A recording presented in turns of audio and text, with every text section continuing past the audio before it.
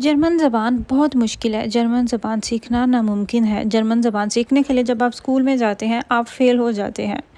ऐसा वो लोग कहते हैं जो कि पहली दफ़ा पास नहीं हो पाते, किसी वजह से भी वो अपना इम्तिहान क्लियर नहीं कर पाते, या फिर जिन्होंने स्कूल का मुंह ही नहीं देखा होता। अस्सलाम वालेकुम beautiful people, welcome back to my channel. अगर आप लोगों ने इस वीडियो पे क्लिक किया है और आप मेरे रेगुलर व्यूवर भी नहीं हैं तो यकीनन आप इस चीज़ से स्ट्रगल कर रहे हैं। आपको जर्मन लैंग्वेज के बारे में इंफॉर्मेशन चाहिए और आप ये जानना चाहते हैं कि क्या ये वाकई ही इतनी मुश्किल है जितने लोगों ने रूमर्स फैला रखे हैं।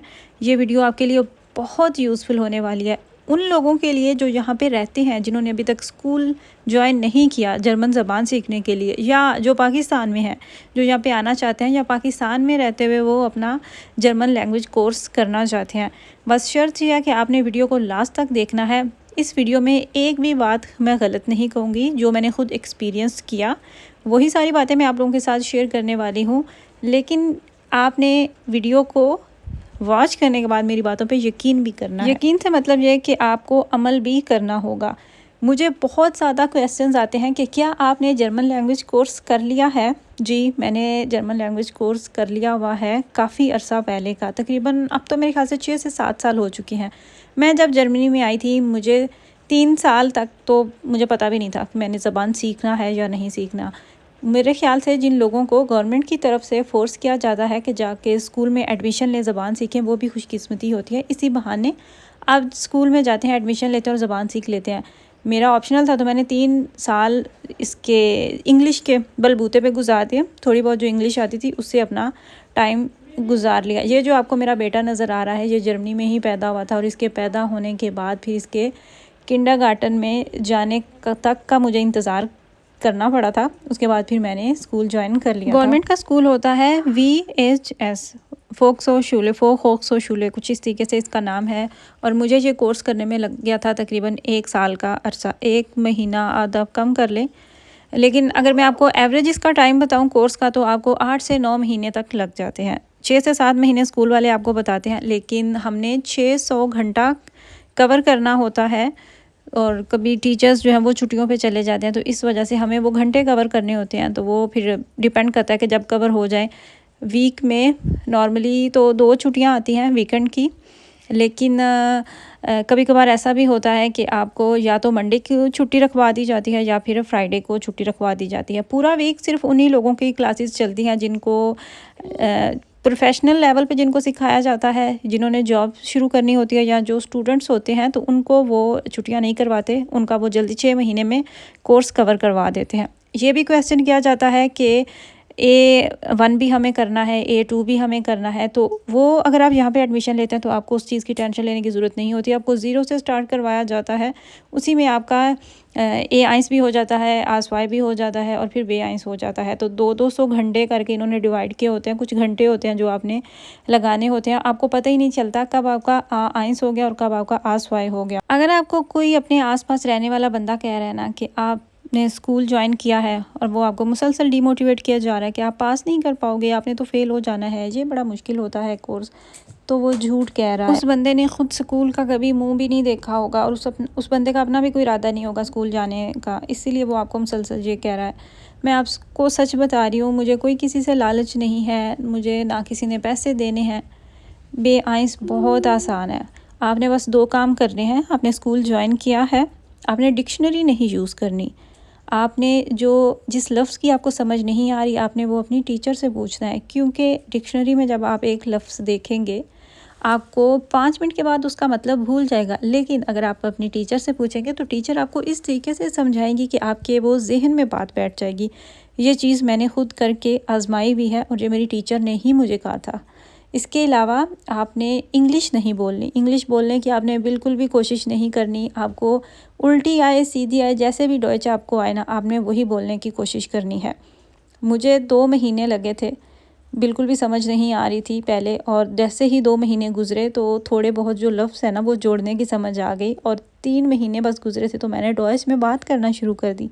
मेरी क्लास में टोटल 25 लोग थे और मैं जब पहले दिन गई स्कूल तो मैं देख के हैरान रह गई कि अच्छा, मुझे लगा कि अच्छा जर्मनी में ऐसे लोग भी हैं, मैं अकेली नहीं हूँ, और भी लोग हैं मेरे साथी हैं जिन्हें जर्मन ज़बान नहीं आती।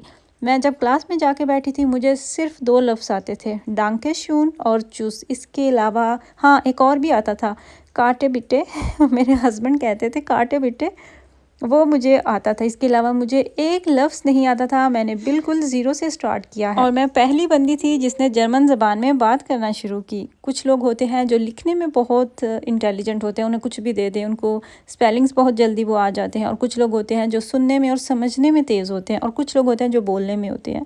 तो मैं ऐसी थी, एक तबीयत भी ऐसी थी, फिर टीचर्स के साथ गपशप लगाने का भी दिल चाह रहा होता था। टीचर बहुत डिस्कशन भी किया करती थी कि कोई ऐसे इंटरेस्टिंग टॉपिक्स होते थे, तो वही बस फिर कोशिश करते करते तो ज़बान जो है ना वो मैंने बोलना शुरू कर दिया, और मुझे यकीन ही नहीं आता था। आप यकीन करें, जब आप यहाँ पे होते हैं तो आपकी 80% बोरियत ख़त्म हो जाती है जब आपको जर्मन ज़बान आ जाती है।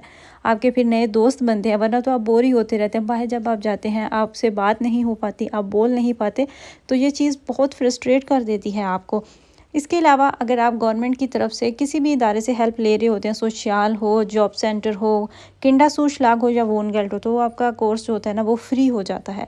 अगर आप बहुत ज़्यादा कमा रहे हैं या आपने ख़ुद अपनी जो फ़ीस है स्कूल की वो पे करनी है, तो वो टोटल बनते हैं 1200 यूरो, जिसमें से पहली दफ़ा कोर्स पास करने पे आपको 600 यूरो वापस आ जाते हैं। फिर पीछे 600 यूरो बचते हैं जो आपने पे करना होते हैं।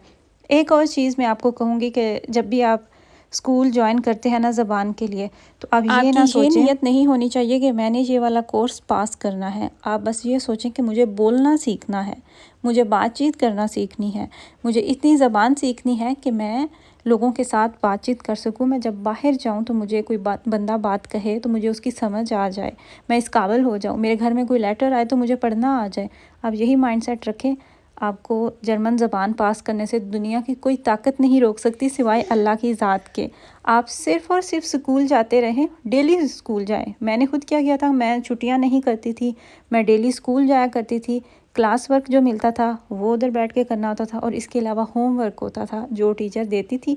टीचर बहुत सख्त थी, बदलिहाज थी, और वो तब तो गुस्सा आता था, लेकिन अब सोच के वो अच्छा लगता है कि वो इतनी सख्त थी। तो इंसल्ट का डर होता था, फिर अपना होमवर्क भी करके जाना होता था। वही फिर बचपन वाली स्कूल लाइफ की भी याद आया करती थी। तो बस ये चीज़ें थी जिन्होंने मेरी हेल्प की, और मैंने क्लियर कर लिया बेआइंस। और मेरे इतने 97 मेरे आए थे। पूरे 100 होते हैं आपके पॉइंट, जिनमें से 97 आए थे मेरे।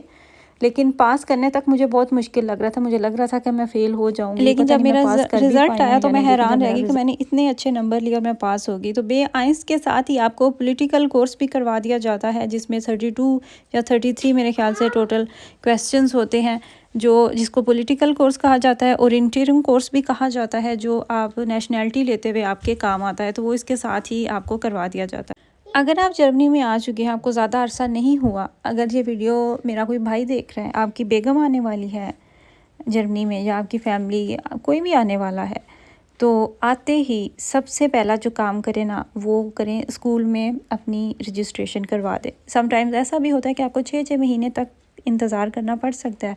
क्लासेस स्टार्ट हो चुकी होती हैं, तो वो आपको कहते हैं कि हमारे पास अभी जगह नहीं है। आप सुबह के टाइम अपना कोर्स रखवाना चाह रहे हैं, लेकिन सुबह के टाइम तो कोर्स फुल हो चुका है, और ये अब चलेगा 6 से 7 महीने तक, तो सेकंड टाइम आप कर नहीं सकते। तो इस तरह के फड्डे हो जाते हैं।